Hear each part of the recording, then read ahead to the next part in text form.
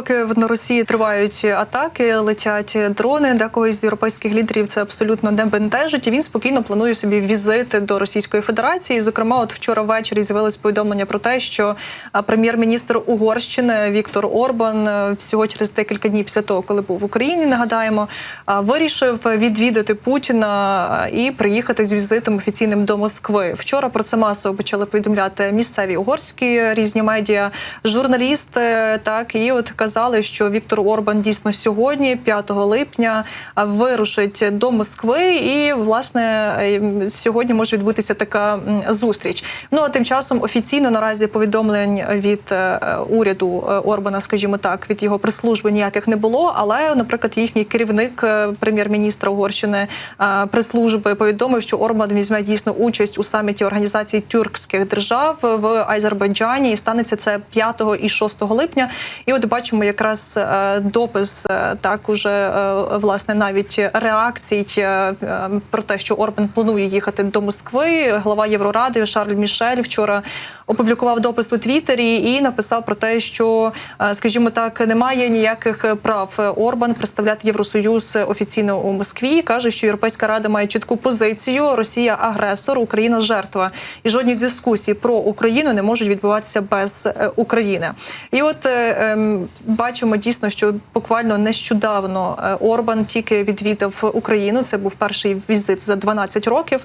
І тоді він запропонував припинення вогню і, скажімо так, починати переговори з Російською Федерацією, на що Володимир Зеленський, наш український президент, абсолютно відреагував негативно і сказав, що таких умов припинення вогню не буде. Ось Орбан нібито з повагою прийняв оцю таку, скажімо, реакцію Володимира Зеленського, але після того були навіть нібито комунікації між МЗС російським і МЗС угорським. І от сьогодні вже відомо, що все ж таки Орбан вирішив поїхати до Москви і, можливо, провести якісь додаткові перемовини з Путіним, можливо, стосовно України, можливо, стосовно чогось іншого, але тим не менш, чим ця зустріч сьогодні особлива, чим вона відрізняється від тих зустрічей, які раніше були в Орбана із Путіним, власне, з тим, що з 1 липня Угорщина офіційно почала головувати в Раді Європейського Союзу, тобто Орбан може зустрітися із Путіним, власне, як керівник головуючої в ЄС держави.